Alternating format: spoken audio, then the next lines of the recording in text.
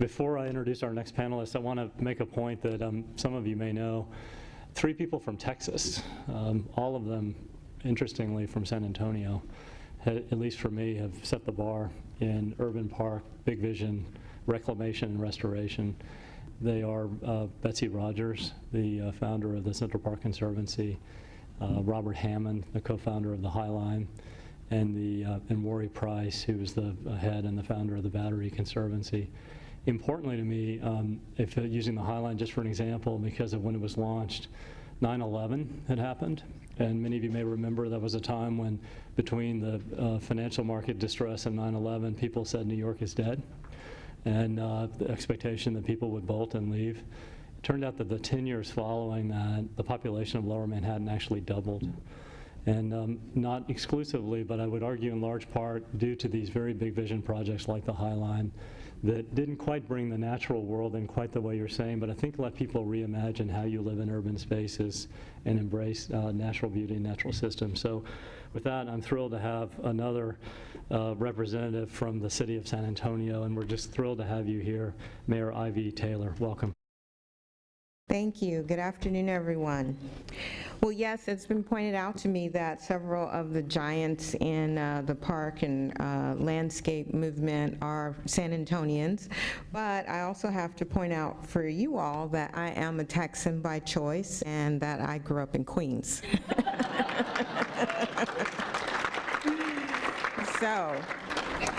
So my early perspectives on landscape design and on parks were shaped by the granddaddy of all urban parks, Central Park, and also Flushing Meadow Park, which is in Queens and which was the site of a key World's Fair.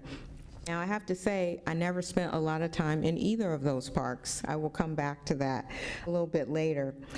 But as I moved on in my life into my professional career, I became an urban planner. And so as an urban planner, I'm certainly intrigued by that connection between the physical and the social environment.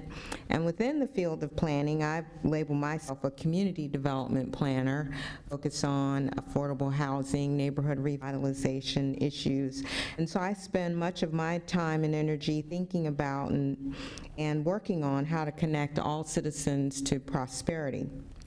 And so, unfortunately, parks and landscapes don't always end up at the top of that list when you're talking about issues of connecting people to opportunity and bringing back neighborhoods where there's been disinvestment, places that have been left behind. I would say that probably in the last 8 years of my career or so, I've been more focused on parks as potential anchors for revitalization in these neighborhoods where I've been working.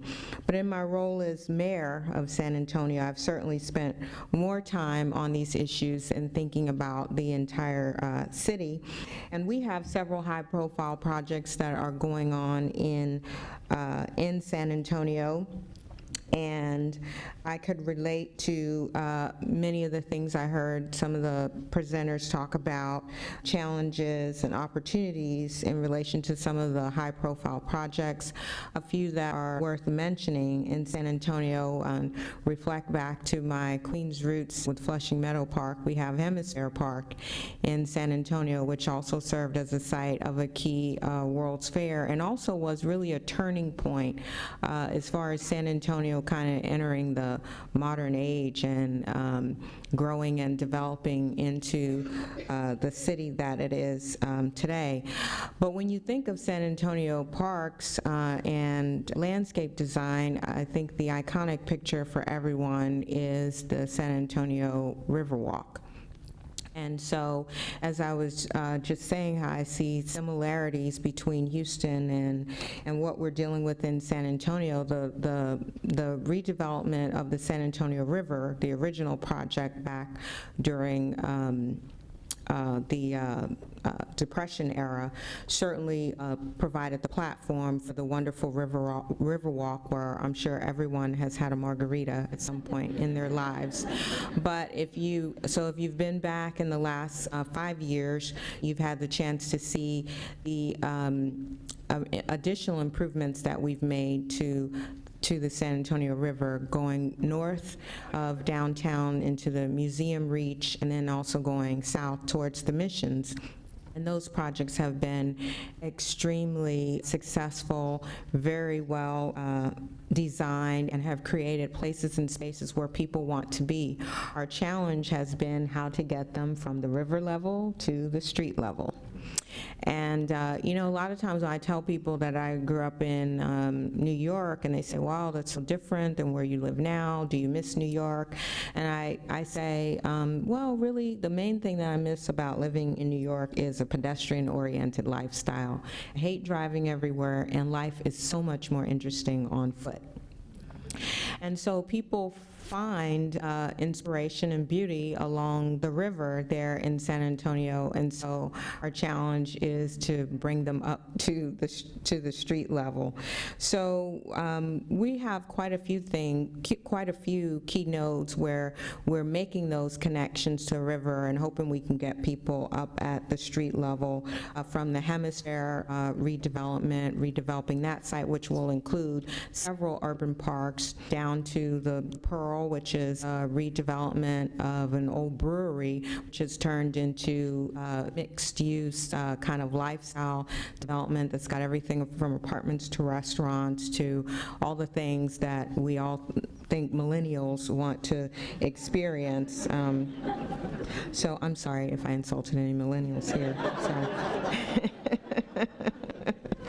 So, but I want to say, kind of going back to, well, first let me just say by way of a little background and history on what we're dealing with in San Antonio. We also have that history of flooding that drives a lot of the infrastructure investments and flooding and drainage concerns, and we have more than our fair share of concrete drainage ditches spread throughout the city.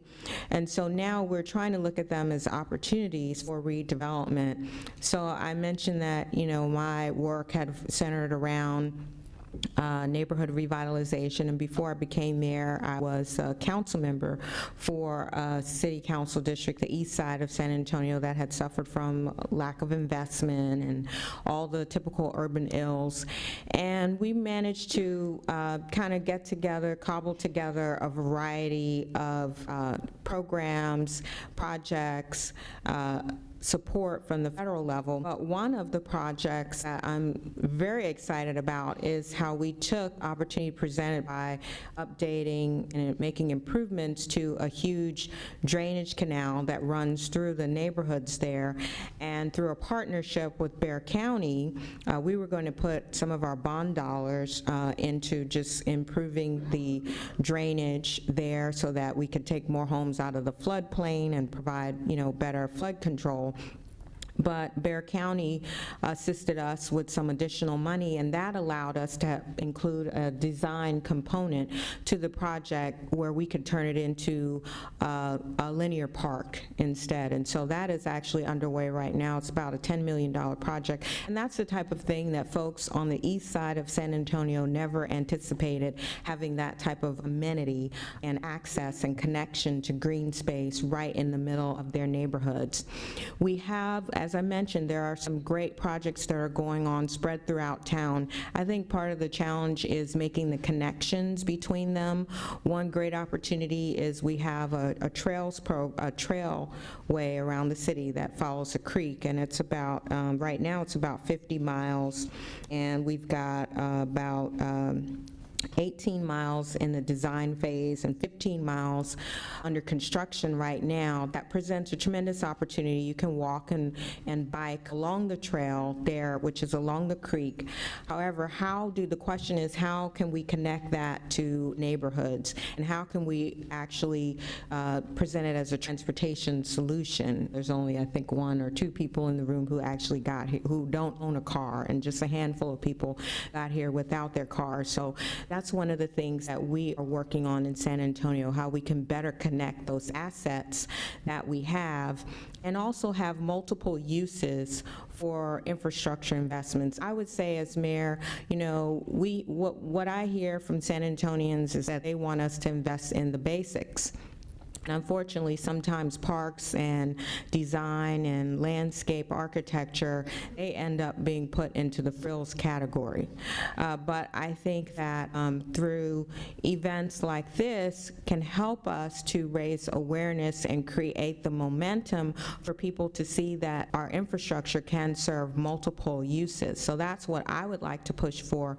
But that does bring me to another issue that I want to bring to your attention, and you might cringe a little bit as I bring it up, but I have to say that I was really struck by the lack of ethnic diversity in the room here today.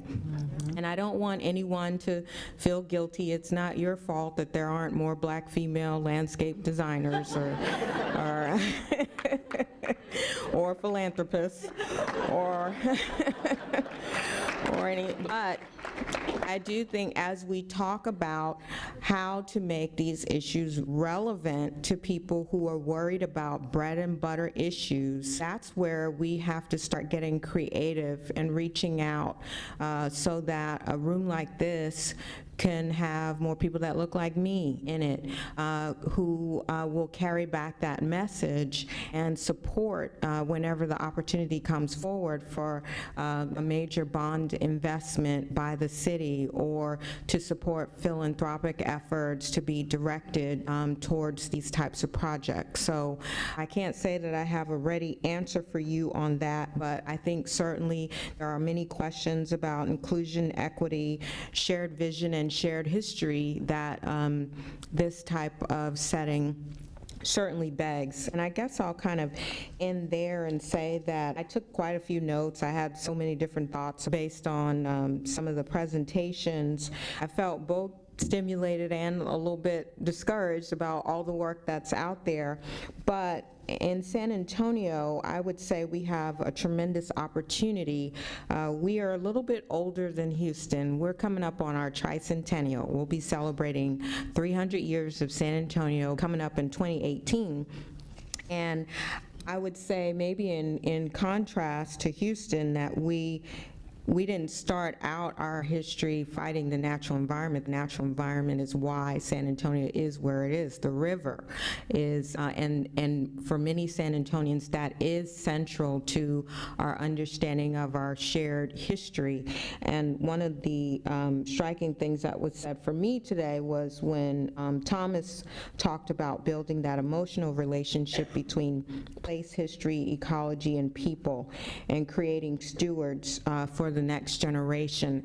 And that kind of goes back to my comment about inclusiveness. That's work that we've got to be about. As a little black girl in Queens, my mom, she didn't take me to Flushing Meadow Park, and she didn't take me to Central Park either. That wasn't part of her thought on parenting or how I spent time outside. It was on that little square patch of grass we had in front of our house in Queens.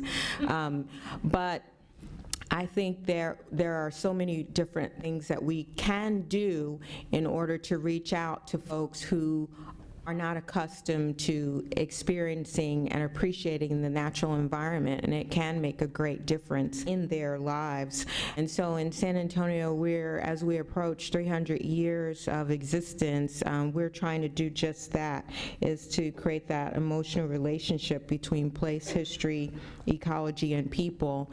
And through doing that, I think we'll be able to create those stewards who will then cherish that and preserve it for the next generation. Thank you.